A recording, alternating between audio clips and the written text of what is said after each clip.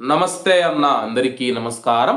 Kuwait దేశవ్యాప్తంగా ఉన్న ప్రజలు రాత్రి వేళల్లో బయటికి రాకపోవడం మంచిదని చెప్పేసి కువైట్ అధికారులు మరియు కువైట్లో ఉన్న వాతావరణ నిపుణులు సూచిస్తూ ఉన్నారు.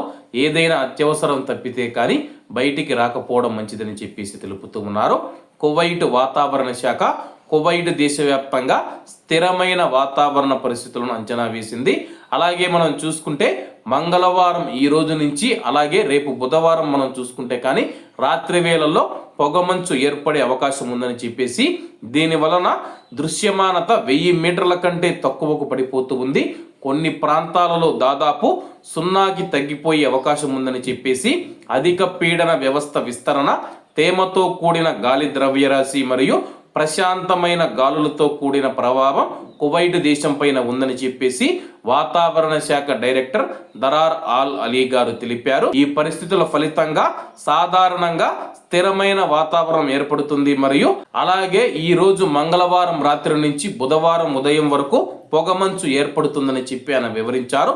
ముఖ్యంగా తీర ప్రాంతాలలో పొగమంచు కారణంగా అనేక ప్రాంతాలలో దృశ్యమానత గణనీయంగా తగ్గుతూ ఉంది. కొన్ని ప్రదేశాలలో దృశ్యమానత లేకపోవడం కూడా సాధ్యమేనని చెప్పి ఆయన గుర్తించారు.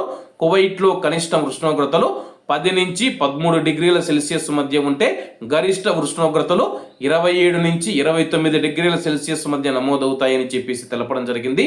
కువైట్లో ముఖ్యంగా మనం చూసుకుంటే రాత్రి 10 గంటల నుంచి తెల్లవారుజామున వరకు మనం చూసుకుంటే పొగమంచు ఏర్పడుతుందన్నమాట. ఈ యొక్క పొగమంచు వల్ల ఎవరైనా డ్రైవింగ్ చేసే వారికి రోడ్లు సరిగా కనపరావని చెప్పేసి అలాగే మన ముందు పక్క ఉన్న వాహనాలు కూడా కనపరావని చెప్పేసి అటువంటప్పుడు 4 పార్కింగ్ లైట్లు వేసుకొని ఫాగ్ లైట్లు వేసుకొని ప్రయాణించాలని చెప్పేసి రాత్రి వేళల్లో ఏదైనా అవసరం ఉంటే తప్పితే ప్రయాణించకపోవడమే మంచిదని చెప్పేసి కొన్ని ప్రాంతాలలో దృశ్యమానత 0కు పడిపోయే అవకాశం ఉందని చెప్పేసి వాతావరణ శాఖ అంచనా వేసింది. కాబట్టి కువైట్లో ఉన్న మన డ్రైవర్ అన్నలందరూ ఈ యొక్క విషయాన్ని గమనించగలరని కోరుకుంటూ అందరూ బాగుండాలి, అందులో మనం ఉండాలి. అందరికీ నమస్తే అన్న, జై హింద్.